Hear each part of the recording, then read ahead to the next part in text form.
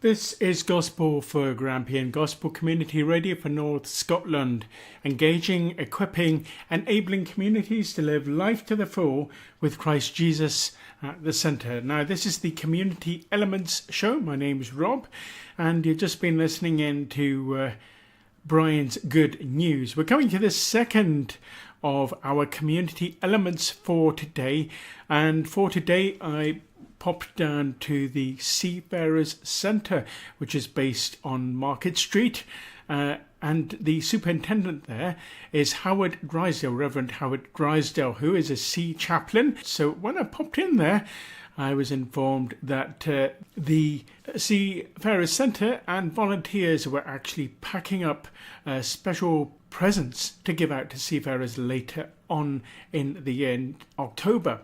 But first of all, I caught up with Howard and asked him about quite a new venture, really, and that's the Sea Shed. I've been frustrated over the years, particularly since this PC world has stopped information sharing. So when I first started in Aberdeen, the hospital would phone me up and say, well, we've got seafarers in the hospital, can you come and help us? And I would go and assist them. Now they're not allowed to do that. So I never know whether there's a seafarer in hospital. If somebody retires, I've no idea that they've retired unless they tell me. And the companies are not allowed to tell me their details. So I was getting increasingly frustrated by meeting retired seafarers for the very first time at the crematorium. And there's not a lot I could do for them. So I came up with the idea, really mimicking the men's shed idea, where men get together to do various projects. Well, the Sea Shed is the same sort of idea, but it's seafarers, retired seafarers, unemployed seafarers, who get together fortnightly to just have a good time. We provide them with a free iPad. That's to enable them to gain IT skills, because a lot of the older generation of seafarers, the internet passed them by.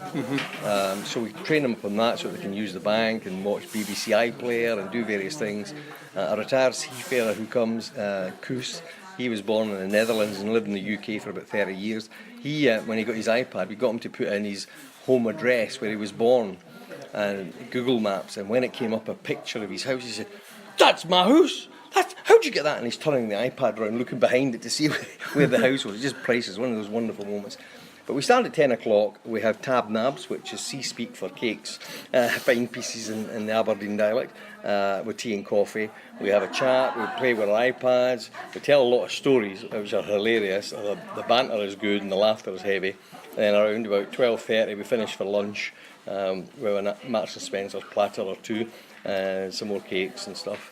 And that's the Sea Shed, and it's been really, really good. We sadly had one of our members die just over a week ago, and his wife told me that the last 6 months since he started coming to the Sea Shed were the most fun he'd had in a long time. So we feel it's meeting a need.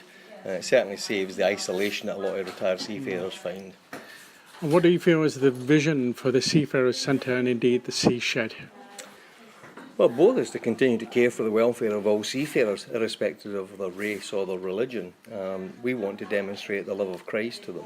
But we don't do it by preaching, we don't do it by thrusting Bible or tracts at them. We do that by being the aroma of Christ to the seafarer, being the example to them. And so we demonstrate that practically by loving them unconditionally. And one of the ways in which those seafarers are loved by those at the Seafarers Centre is to prepare Christmas presents to give out to them, and the wrapping up of that already starts in September, perhaps even earlier than that. So when I arrived, I found there's a party of 8 upstairs, and I'm just trying to remember all the names. But first of all, I asked Howard, so can I check what you're actually putting into these hats that you're doing and what you're giving to them? Sure, yeah, well, the key components of the Christmas gifts are the woolly hats themselves. We've got a team of, or an army of ladies who knit woolly hats all through the year. And inside each woolly hat we put things like a notepad, a pencil, a fridge magnet, a sweetie, shoe kit, soap, shampoo, shoe shine, a leaflet, and that's about it really. And we stick in the individual hats, and then the team of wonderful folks over on the other table there, they start wrapping them up. So on average, how many folks do you have coming along to help you carry out this work regularly? How many do you need? Well, the need is unlimited ultimately. In terms of doing the woolly hats, we usually get a dozen each evening that we put it on.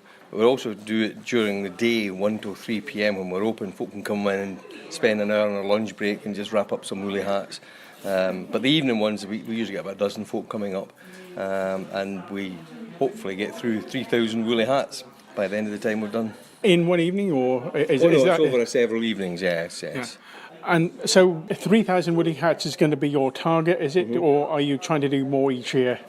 Well, that's probably the target. We've got it down to a fine art now. This is now my 17th year of doing this, believe it or not. And I started off doing the woolly hats and wrapping them up myself at home with my wife. We did 300 the first year, so we're now 10 times as many. But it's been about 3,000 the last 2 years, so we think we've reached the right spot, as it were, in terms of numbers of woolly hats and parcels for the seafarers. How many boats come in through Aberdeen? When do you start delivering these?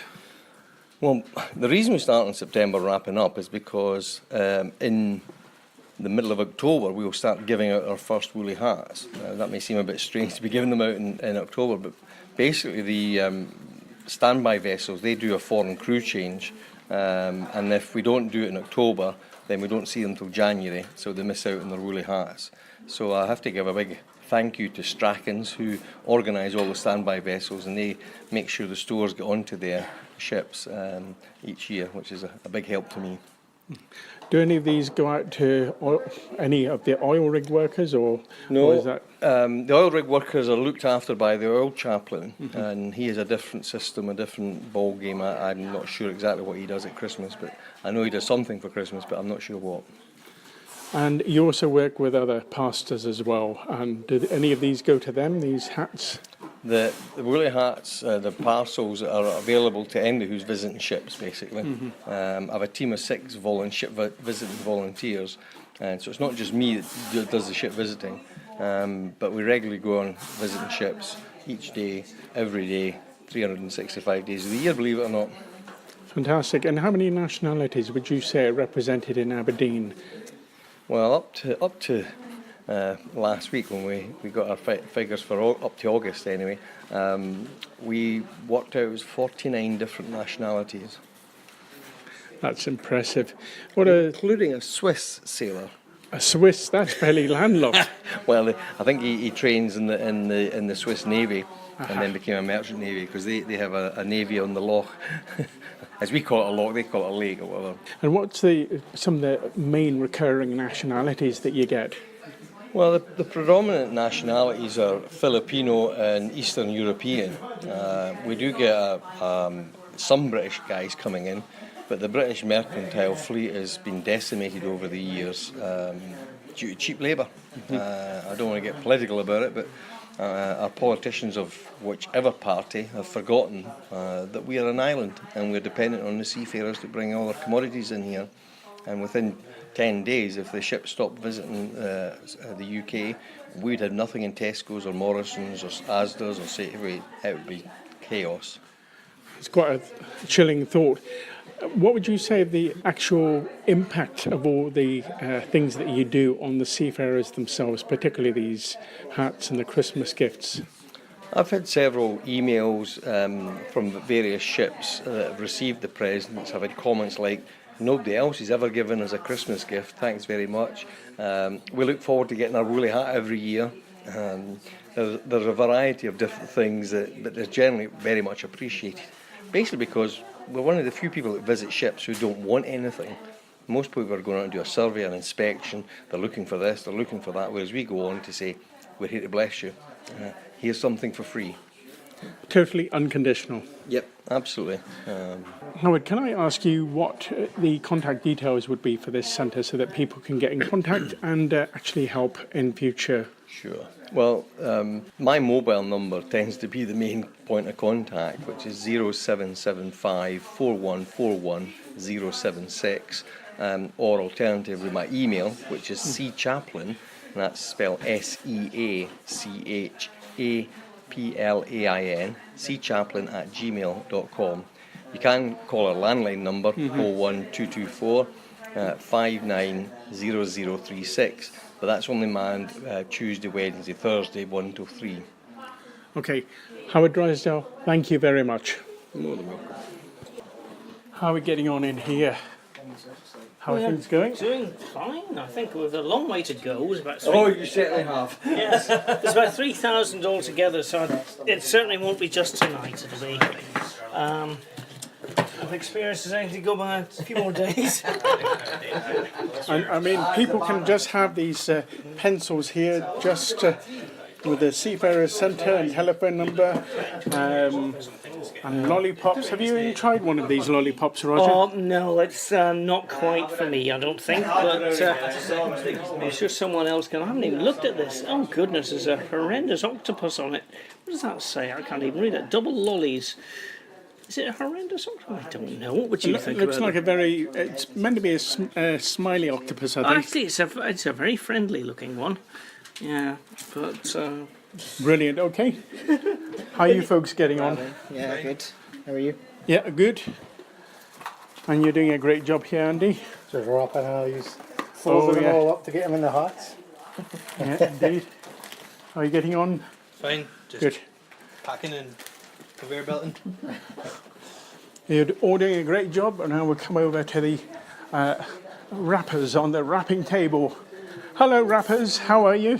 I'm fine. You? Yeah, good. Good. You're all doing a fantastic job. How many prezzies have you wrapped up tonight? Oh, well, it's a few boxes we've done now, but over the years, quite a lot. This is the third or fourth year we've been here, so yeah, Right. What good. So you've been here for about 3 or 4 years. Yeah, Fantastic. Yeah, And what was your name again? Lindsay. Lindsay. Okay. And I'm glad to see they've provided a nice lot of Crispies and chocolates for you to use. That's the reason we come. Oh, yeah. And how many do you think you'll get done by the end of the evening? Oh, well, maybe, Maybe a couple of hundred if we're lucky. yeah, hopefully. Okay. I better get on and do some work then, hadn't I? You better start helping. Well, I did actually do a little bit of help and joined some of the chain gang in the packing room to pack up some of the hats, and took them over to the table where they were wrapped up.